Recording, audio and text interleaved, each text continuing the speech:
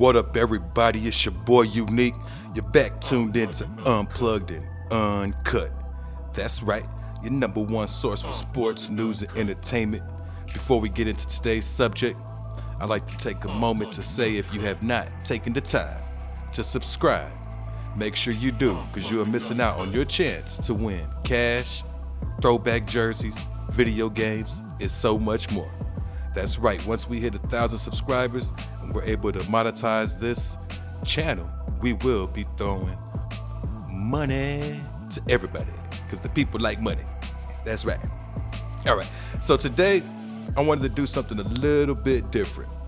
I wanted to get into a possible Philadelphia 76er and San Antonio Spurs trade and what that would look like. And the reason I'm doing that is because Ben Simmons is on the trade block and he's an all-star player. And I've seen a lot of different posts and different comments here and there about what the Spurs should or should not give up for Ben Simmons. So I thought I would put together a list that could satisfy both teams. And not a list, I mean a trade proposal. But okay, so for this trade proposal, I got Ben Simmons, of course, going to the Spurs. From the Spurs, we're gonna have Thaddeus Young, Derek White, and Aminu. Now the salaries do check out. As you can see here, I put this into the ESPN trade machine, and this was an approved trade. For this trade to work though, I think the Spurs will have to add some draft picks. But before we get into the draft picks, let's see how the players stack up. Ben Simmons makes about $33,336,936. That's a lot of money. Good Lord. Can I get a loan, Ben Simmons? Can I get a loan? All right. Thaddeus Young makes about $15 million. Derek White is at $14 million, and Aminu at $10 million.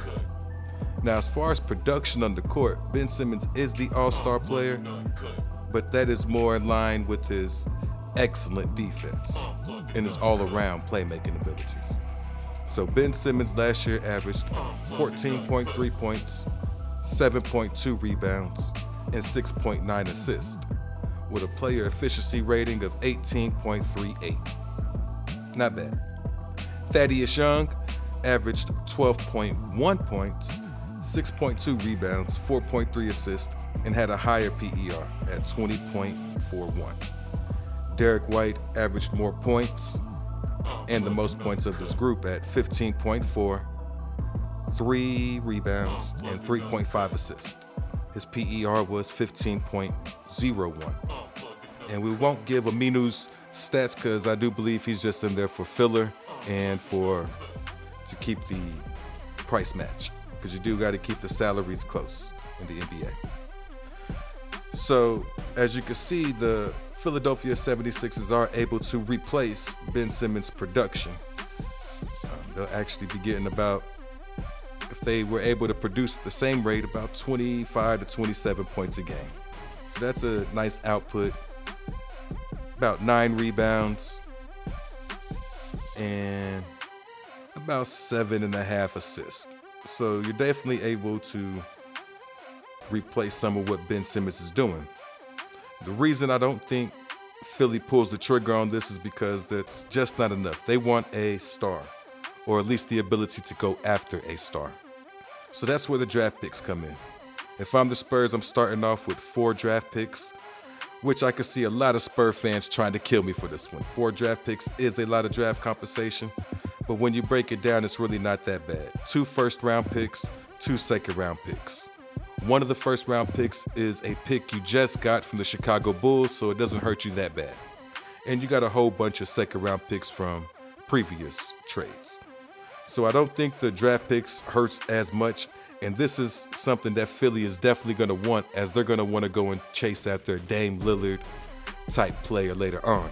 And that draft compensation might be what puts them over the top to get that type of player. For the Spurs perspective, this is your chance to get an all-star. Spurs got a lot of young talent, but no all-star player. They got all-star caliber players, I believe, that could potentially be all-stars, but nobody has graced the all-star team yet.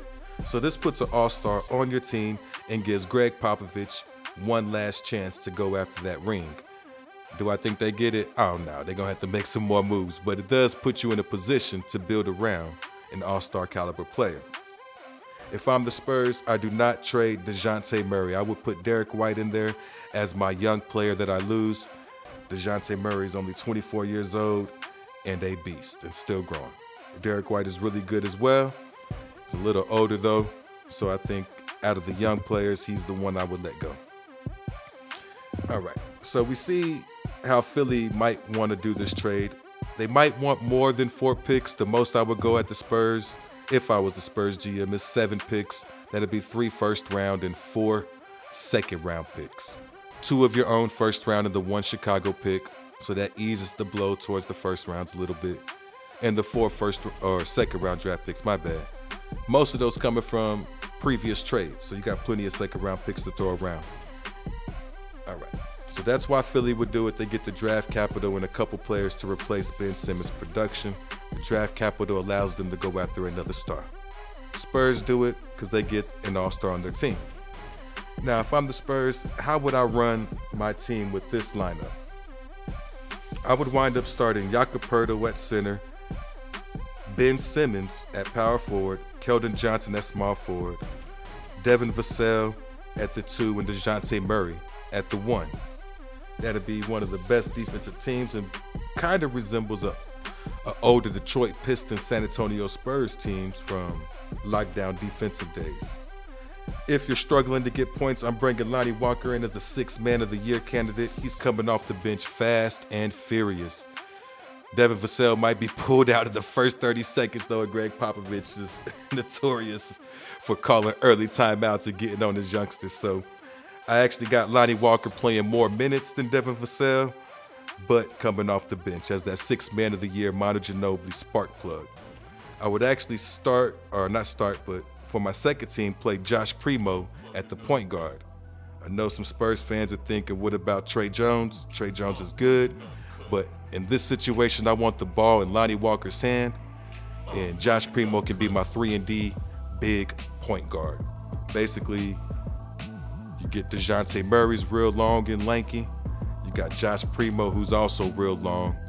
I wouldn't say lanky's a little bit more sturdier in a shooting guard type small forward frame, but with point guard skills. Not true point guard skills, more like a combo guard. Also, until Zach Collins come back, I got Luka Samanic in there with Doug McBuckets and Jacques Landale.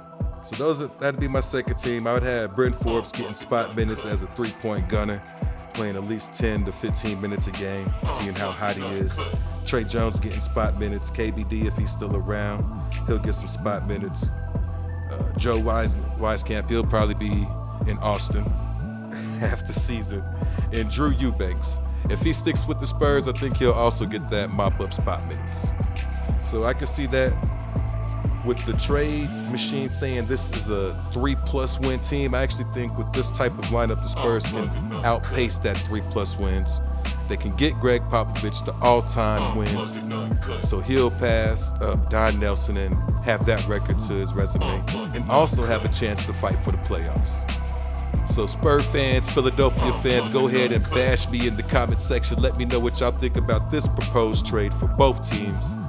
And I am about to be out, but before I go, I did want to mention we got a couple new sneak peek songs coming out real soon, so be on the lookout. Those will be dropping this week. It's been fun. Can't wait to talk to y'all tomorrow. Y'all make sure y'all tune in to Unplugged and Uncut.